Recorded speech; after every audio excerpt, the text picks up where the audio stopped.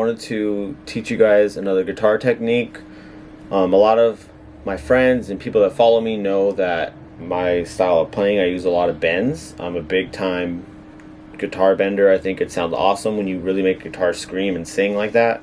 So, excuse me, I had to burp. I like to do these every now and then, but there are some cons to this before I can talk about the pros.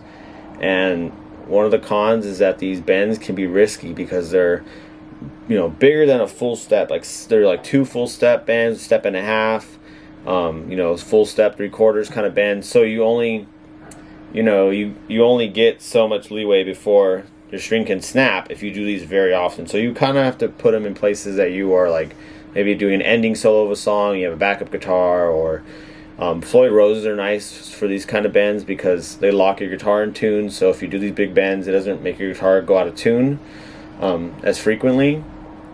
But yeah, just keep that in mind. They are a little risky for that reason. Any bending is going to cause your guitar string to break sooner if you don't bend, right? We're going to take a look at this lick. We'll take a look at it at the 14th fret, okay, up here. Just F sharp pentatonic, right? And we're just going to do a bend, but we're going to get those super bends, okay? So we're going to start with like just this regular one. So on the 14th fret, you're going to go, you're going to flat your finger across the high E and B and just go, and just target that full step up right there. So, right?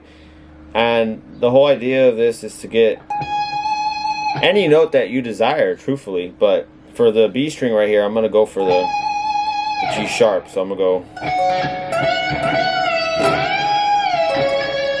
I'm sure you guys have heard that before. I think it happens in another Brick in the Wall. He does like a bend like that, right? And to do these kind of bends, I mean, you can do them with heavy gauge strings. There's a lot of fantastic players that have really strong hands like that.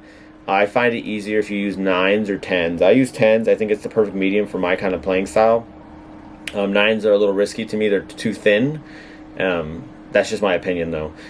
I feel like they don't have the tone I like. So I use 10s. I use the medium, like in the middle of heavy and light, right?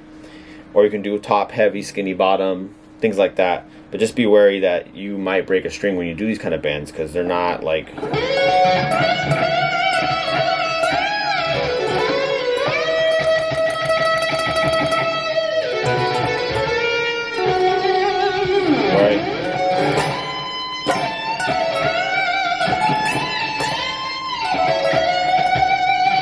And you're going to go out of tune. So take any note and just do more than a full step up. That's the whole concept of it.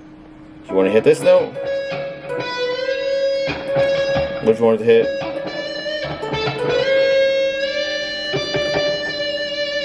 And you got to have good relative pitch because you have to be able to hear that.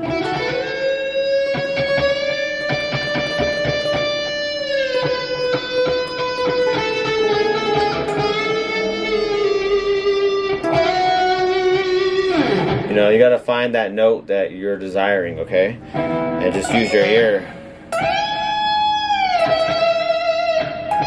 See?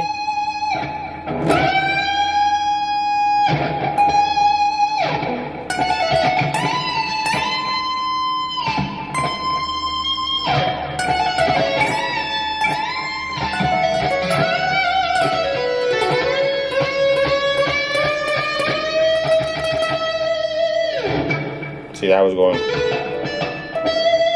to E, right?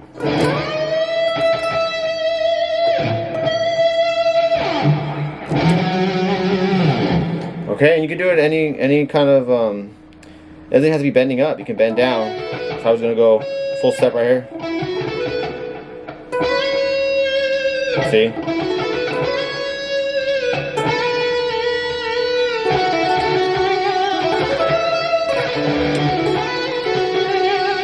Sorry for that bad note. But you get the concept. So, like I said, use medium or light gauge strings. Understand your guitar is going to go out of tune sooner, and that you might break a string unless you find good picks like me and you know how to utilize them. But yeah, if you have a Floyd Rose, you're even more in the clear. Just because it will not make your guitar go out of tune. And if you do break a string, your guitar will stay in tune because you have that locking trem system, okay? But yeah, something simple, but I think useful. And you just do it in Guitar Solo, whatever key you want. I'm doing F sharp.